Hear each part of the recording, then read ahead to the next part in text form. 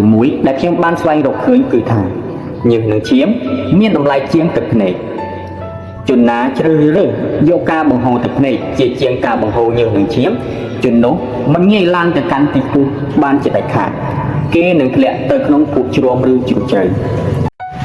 កុំយល់ច្រឡំថាសម្បកក្រៅគឺជាសាច់ក្នុងសម្បកក្រៅស្អាតមិនប្រកាសថាសាច់ក្នុងល្អឆ្ងាញ់នោះឡើយហើយសម្បកក្រៅអាក្រក់ក៏មិនប្រកាសថាសាច់ក្នុងស្អុយរលួយដែរពីចាស់ពោលថាកុំមើលតែសម្បកក្រៅពិតណាស់ការយករូបភាពខាងក្រៅមកធ្វើជាមូលដ្ឋានគ្រឹះនៅក្នុងការវាយតម្លៃច្បាស់ជាបង្កើតឲ្យមានការភ័ន្តច្រឡំពីសភាពពិតដែលនៅខាងក្នុងមិនខានបើទោះបីជាការវាយតម្លៃនោះត្រឹមត្រូវក៏ពិតមែនតែมัน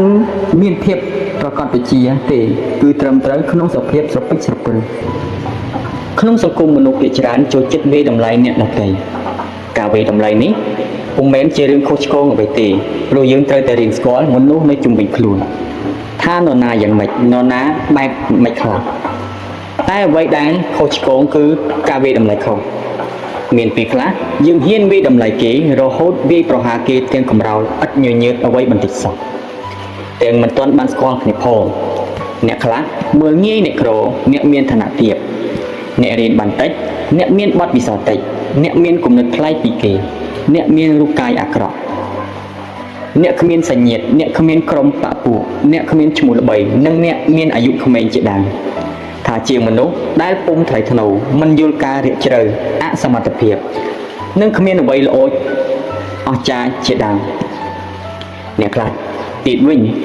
រំភើបលើកដំកើងតែអ្នកណាដែលមើលទៅសម្បូរទ្រព្យធំរៀនដល់ថ្នាក់អនុបណ្ឌិតបុណ្យស័ក្តិខ្ពស់មានបទពិសោធន៍ជោគជាំរូបរាងស្អាតសង្ហាពូកែវោហាទិសដីចាក់ទឹកមិនលិច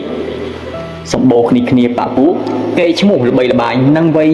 ចំណាស់ចាស់ខ្ញីជាដើមការវាយតម្លៃមនុស្សខុសរបៀបនេះនឹងនាំគ្រោះថ្នាក់ទាំងខ្លួនឯងរួមទាំងសង្គមជាតិផងដែរដោយសារយូរទៅវានឹងតែជាវប្បធម៌ដ៏អាក្រក់មួយដែលលែងគោរពនៅតម្លៃពិតនៅខាងក្នុងខ្លួនរបស់មនុស្សហើយទៅជាទទួលយកលក្ខណៈខាងក្រៅមកធ្វើជាតម្លៃមែនតែនទៅការវាយតម្លៃពុំមែនសំដៅតែលើមនុស្សទេសូម្បីតែរបស់នេះរបស់នោះគំនិតនេះគំនិតនោះកិច្ចការនេះកិច្ចការនោះឡាក៏មិនត្រូវមើលស្រាលដែរឬលើកដំកើងដោយសារតែភិនភាគខាងក្រៅរបស់វាដែលយើងក្រឡេកឃើញតែមួយផ្លែតគឺត្រូវតែឲ្យមានលក្ខណៈវិភាគស៊ីជម្រៅទើបប្រសើរងាកត្រឡប់មកយើងខ្លួនឯងវិញប្រសិនបើមាននរណាវាយតម្លៃខ្លួនយើងឬអ្វីដែលយើងមានថាយ៉ាងនេះយ៉ាងនោះសូមកុំរេទៅតាមអក្សរយើងអាចយកមកពិចារណាលុះត្រាតែការវាយតម្លៃនោះមានលក្ខណៈត្រឹមត្រូវហើយមានចេតនាល្អសម្រាប់យើងជាធម្មតាអ្នកដែលយើងស្រឡាញ់គេតែងមើលយើងក្នុងផ្លូវល្អច្រើនហើយអ្នកដែលស្អប់យើងគេក៏តែងមើលយើងក្នុងផ្លូវអាក្រក់ច្រើនវាជារឿងធម្មតាទេដែលមនុស្សចូលចិត្តវិនិច្ឆ័យអ្វីមួយទៅតាមការស្រឡាញ់ឬស្អប់ក្នុងចិត្តរបស់ពួកគេយើងទុកឲ្យគេវាយតម្លៃតាមតែចិត្តគេទៅចុះអ្វីដែលសំខាន់គឺយើងដឹងខ្លួនយើងច្បាស់ថាជានរណាយើងមានចំណុចល្អឬអាក្រក់អ្វីខ្លះហើយយើងកំពុងធ្វើអ្វីដើរទៅណាជាដើមអ្នកប្រាជ្ញក្រិចម្នាក់ឈ្មោះ Thales បាននិយាយថារឿងពិបាកបំផុតក្នុងជីវិតគឺការស្គាល់ខ្លួនឯងចំណែកអ្នកប្រាជ្ញក្រិចម្នាក់ទៀតឈ្មោះ Pythagoras បាននិយាយផងដែរថាសំខាន់បំផុតគឺគោរពខ្លួនឯងបើដូច្នេះយើងមិនខ្វល់ថានរណាស្គាល់យើងឬមិនស្គាល់នោះទេសំខាន់យើងដឹងខ្លួនឯងច្បាស់មិនតែប៉ុណ្ណោះយើងក៏ជាអ្នកវាយតម្លៃខ្លួនឯង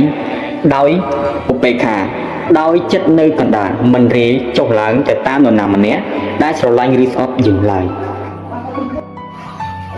ដាច់ខាតត្រូវធ្វើខ្លួនឲ្យធំជាងបញ្ហានិងខ្លាំងជាងសត្រូវទាំងឡាយបើបញ្ហាជាភ្នំយើងត្រូវតែជាមេឃបើសត្រូវជាបិសាចយើងត្រូវតែជាអាទិទេពគ្មាននរណាម្នាក់កាត់មកលើផែនដីនេះហើយមិនជួបប្រទះនឹងបញ្ហានិងសត្រូវនោះទេគម្ពីរស្រីហេតោប្រទេសបានសរសេរថានៅលើដើមច័ន្ទមានពូជនៅក្នុងត្រពាំងដែលដេកដាស់ ដោយការជុកមានក្រពើនៅក្នុងភពកទ្របមានជនពីលជាអ្នករាប់គួនឈ្នានេះក្នុងលោកនេះសេចក្តីសុខប្រចាការថ្នាក់ថ្នាក់ចិត្តមិនដែលមានសំឡេងនៅគល់ដើមច័ន្ទមានអសេរពឹសនៅផ្កាច័ន្ទមានមេឃុំផ្កាយនៅមេច័ន្ទមានខ្លាឃ្មុំដូច្នេះនៅដើមច័ន្ទទាំងមូលឥតមានផ្នែកត្រង់ណាដែលមិនមានសត្រូវចង្រៃអាក្រក់អាស្រ័យនៅទីអ្វីដែលចូលមកបំផ្លាញយើងហើយយើងមិនព្យាយាមយកឈ្នះវាឲ្យបាននោះទេវានឹងយកឈ្នះយើងមិនខានបើវាយកឈ្នះបានជីវិតយើងក៏លែងជាជីវិតទីដែរគឺជាសេចក្តីស្លាប់ឥតសង្ស័យឬមួយដែលខ្ញុំបានស្វែងរកឃើញគឺថាញើសនឹងឈាមមានតម្លៃជាងទឹកភ្នែកជនណាជ្រើសរើសយកការបង្ហូរទឹកភ្នែកជាជាងការបង្ហូរញើសនឹងឈាមជននោះមិនងាយឡើងទៅកាន់ទីខ្ពស់បានជាដាច់ខាតគេនឹងធ្លាក់ទៅក្នុងភពជ្រាំឬជ្រៅជ្រៅមែនទែនទៅសង្គមមនុស្សក្នុងកាលៈទេសៈភាគច្រើនមិនខុសអំពីសង្គមសត្វព្រៃប៉ុន្មានឡើយបើគុំតែមនុស្សមានវិចារណញ្ញាណខុសពីសត្វបើគុំតែមានក្បួនច្បាប់សាសនាឬសិលធម៌បើគុំតែមានច្បាប់ដាក់ទណ្ឌកម្មមនុស្សខលខូចចាំជួយទប់ស្កាត់ខ្លះម្លេះពិភពលោកនេះសាហាវយងក្នុងជាងសភាពបច្ចុប្បន្ននេះឆ្ងាយទៅទៀតអ្នកខ្លាំងគឺរស់អ្នកចាញ់គឺស្លាប់វាមិនមែនចាញ់ជាព្រះឈ្នះជាមាដោយដែលមនុស្សភាគច្រើនភ័ន្តច្រឡំនោះទេត្រឹមតែមានដង្ហើមរស់ចេះតែរស់បានហើយតែមិនដឹងថាការរស់នៅនោះវាយ៉ាប់ឬស្រួលឡើយប៉ុន្តែដើម្បីរស់ឲ្យប្រសើរវាជិះមិនផុតពីការប្រកួតប្រជែងយកឈ្នះឡើយការប្រកួតប្រជែងក៏រាប់បញ្ចូលទាំងការប្រកួតប្រជែងជាមួយនឹងខ្លួនឯងដែរការប្រកួតប្រជែងមានពីរបែបគឺបែបស្ថាបនានិងបំផ្លាញដើម្បីជៀសវាងពីបែបបំផ្លាញឲ្យទៅជាបែបស្ថាបនាគឺអាស្រ័យលើគោលបំណងនិងមធ្យោបាយរបស់យើងផ្ទាល់ខ្លួនព្រមទាំងប្រភេទរឿងដែលយើងប្រកួតប្រជែង Friedrich Wilhelm Nietzsche បានពោលថាអ្នកដែលប្រយុទ្ធជាមួយនឹងពពួកសត្វកំណាចគូប្រកាន់ខ្ជាប់ថាខ្លួនឯងផ្ទាល់មិនប្រែក្លាយជាសត្វកំណាចទេ